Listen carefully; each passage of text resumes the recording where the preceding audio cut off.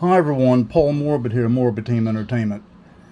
Alright, back here with some more Canon 514XL-S.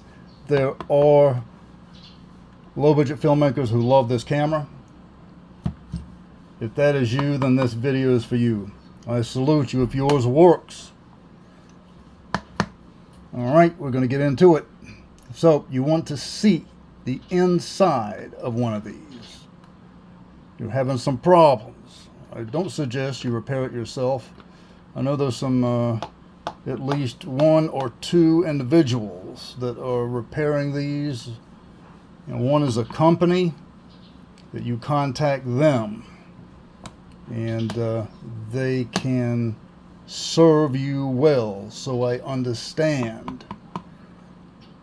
I'm not so sure about the 3D printed gears. However, I would like to be one of the first ones to know if those things actually do hold up and operate well. That would be very cool to know. If this model could be saved, that would be great. It's not the model's fault, it was the grease they put on the gears. But also there are some, as you've seen in some of my other videos, the design of the parts for the lens housing mechanism is just terrible.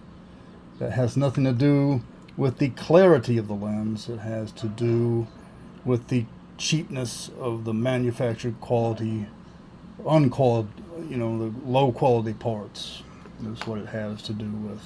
So let's get on to with the inside of the camera, and here we go. This is a torn down version,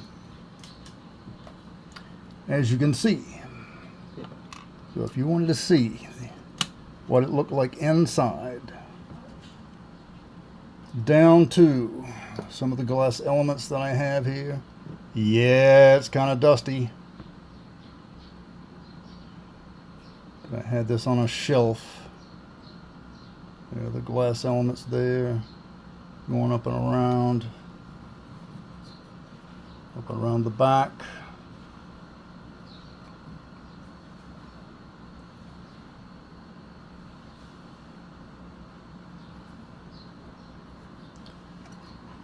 I'm going to make a zoom in on this part in the center, just in case you're interested to see it here. I mean, it's not going to, this is fixated down right here, okay, as of course.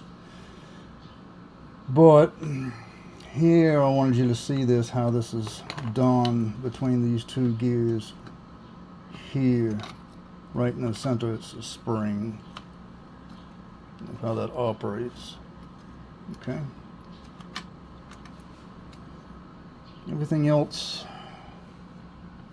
it's what you've heard is true. This is upon repairing this type of camera, this Super 8, you really, not only the experience, you've got to want to service this camera. In my opinion, it is just a pain in the backside. That opinion to others may be very different. To those who just simply enjoy servicing it. I am not the type of person who wants to go through mounds of wires and long amounts of labor to change something.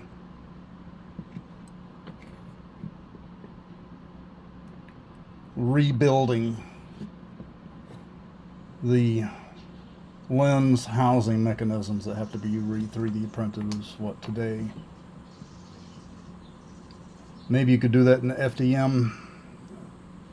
Maybe so.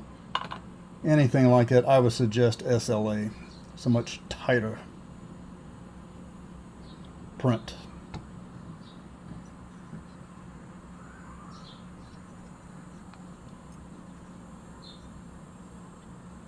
All right.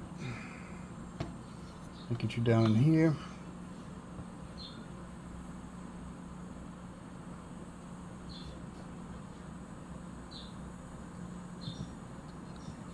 So to whoever this is of interest, there you are.